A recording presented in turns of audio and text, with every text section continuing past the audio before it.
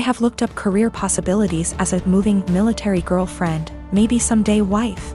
My boyfriend really wants me to go with him, but I don't know if it's the best thing for me, career-wise. Currently, I'm in school, going for my bachelor's degree. I only have 2 years left, and after that, I plan on getting into law school. He's in the Air Force, stationed in Texas, which he's been here for about 3 years now. We have been together for 1.5. Knowing that he's going overseas, it's possible he'll be stationed in different countries for a few years. What's holding me back is my career. Law school isn't meant to be jumping around from country to country without knowing where you'll land permanently due to the bar exam. Also, we aren't married and I don't know if I should risk my career, which I've been very committed to being a lawyer. For a future that's a bit warped. I did see that I can become a programmer and it'll be versatile, but that's not what I truly want to do. Sure, Hawaii seems amazing, but more of a 3-year-long vacation with a questionable future. We both agreed that long distance wouldn't work since I would be all the way in Texas. Is it bad that I want to go but don't want to risk it all just to be put in a bad situation of misery? Also, if I do go, I'd have to transfer schools and go to school in Hawaii. That's already a very high tuition that has to be paid by FAFSA and student loans. Quite frankly, I'm also afraid that I won't be able to sustain myself separately from my boyfriend's income. I like to feel independent and know that I can fend for myself. Maybe that's a pride issue? I don't know, but I do know it's a high standard of living.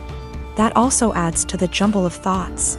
I will also admit, I am fairly close to my parents. In my Hispanic household, we have always been very united. I currently work with them in their small business because it benefits the both of us. I can go to school with a flexible schedule and still make good income, and they have a stable employee. That's something my boyfriend never really knew growing up. He's a Kansas boy, from a small town, with parents who split up when he was little. I feel like he doesn't understand how hard it'll hit my parents and I, being far away for 3 years. It also bothers them a bit that I'm not married but willing to leave not knowing what'll happen in the relationship. Me and Diamara, she is 12 years old, have had a rough summer. She's been more defiant than usual. I've been dating her mom Mara for 2 years now. 9 months ago, they moved in with me, Maple. Both Dio and Mara have an on-again / off-again relationship with Dio's dad, Dionysus. He's pretty much never paid child support, comes and goes as he pleases into Dio's life. Typical shitty-ass part-time dad. I've tried to fill the dad role in her life, while still understanding boundaries, taking things slow, etc. This summer Dionysus decides he wants to be a real dad and takes Dio in for a month. Good for him, not my business, and Mara agrees. When Dio came back home because school started, she was a lot different. Really mean to me, very dismissive. A few days ago she got caught shoplifting at the mall.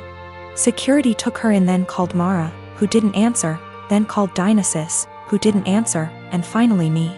I answered. They told me I had to pick her up or she'll be handed over to juvenile. I didn't say anything to her while I picked her up. I apologized to security, apologized to the store. I even tipped the security guards plus the store employees because it's up. They had to deal with that. I assured them Dio would be punished appropriately. I'm speaking to her in a strong, affirmative voice while we're in the car. Not yelling, but in a fatherly tone, I suppose. I'm telling her how up it is to steal, and how I don't. With thieves, and how I absolutely don't voluntarily. With any kind of police, so I don't appreciate any of this, nor will I accept it in my house. She snaps back that I'm not her dad, so don't ever tell her what to do. From now on, if I want to tell her something, I need to clear it with her real father first. That killed my soul. For the past year or so, I've treated her as my own daughter. I've paid for their housing, I've paid for her mom's car, her schooling, her food, everything. Her bio dad dropped $100 check off one time in the past year.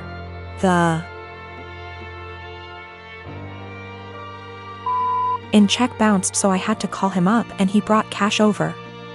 I told Mara about all of this. She was appalled at what Dio said, but she never made Dio apologize because she's not wrong, you're not her dad.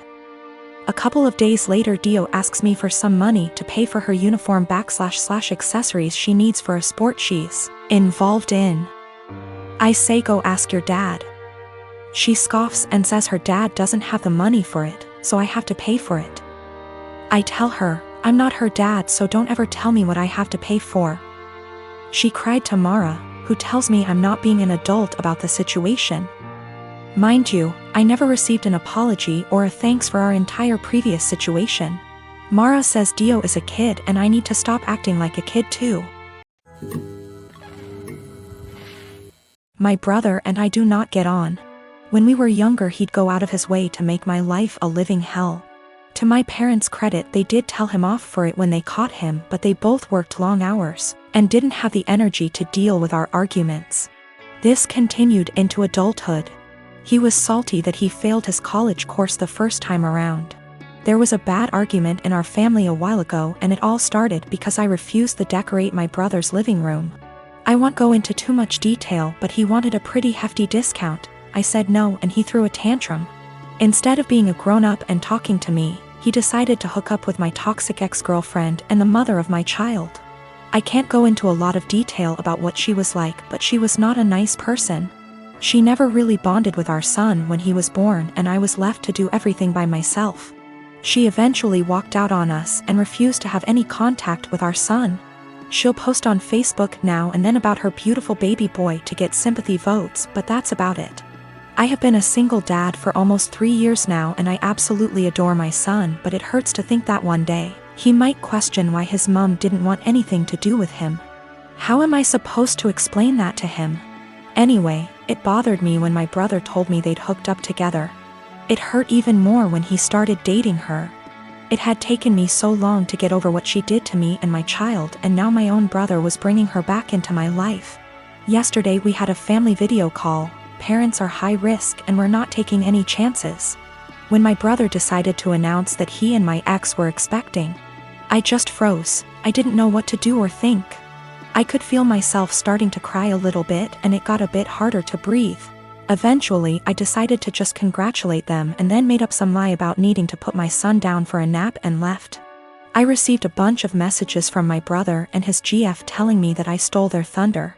After I left, my parents and some other family members started worrying if I was okay, and not really focusing on their news. My uncle told me that I should have just been a man and stuck it out instead of making excuses to get out of it. After all, it was expected that our kids would be raised around each other. I feel like maybe I shouldn't have left the call, but at the same time it would have been worse if I'd stayed and had a full-blown panic attack in front of everyone. Some of the family members are split and have argued that I won't be able to avoid my brother and his family forever, but others believe I was in the right to leave that situation. I don't know what to think.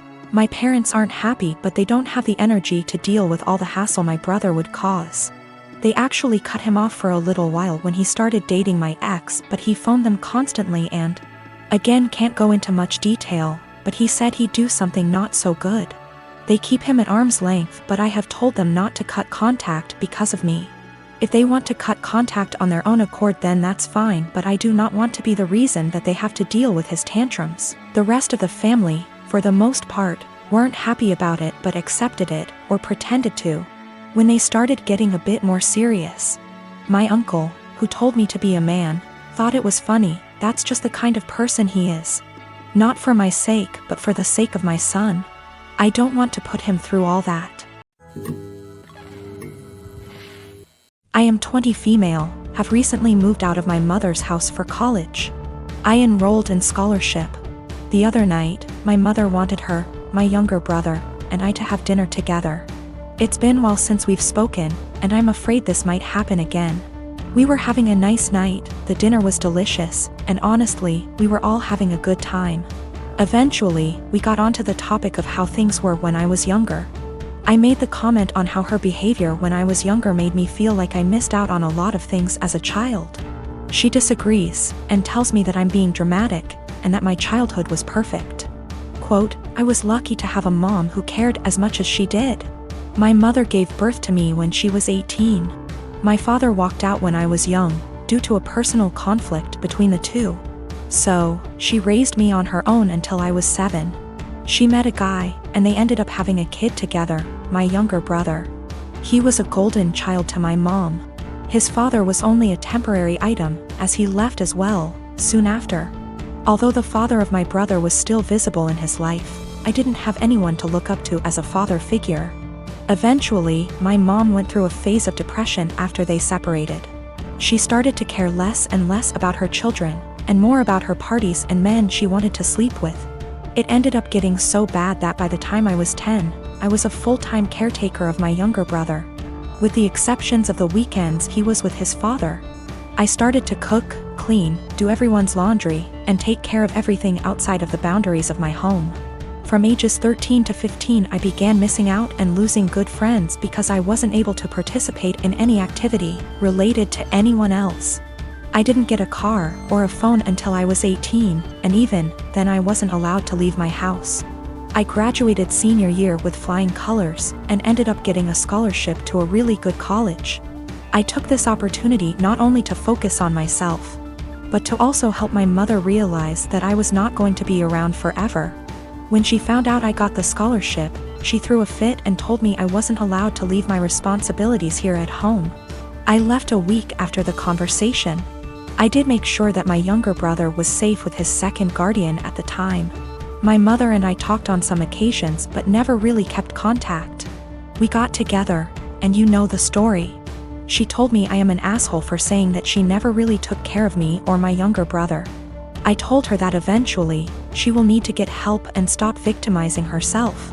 But I'm starting to feel guilty, and that maybe I was dramatic after all. I've officially decided that I no longer need my mother in my life at this point in time.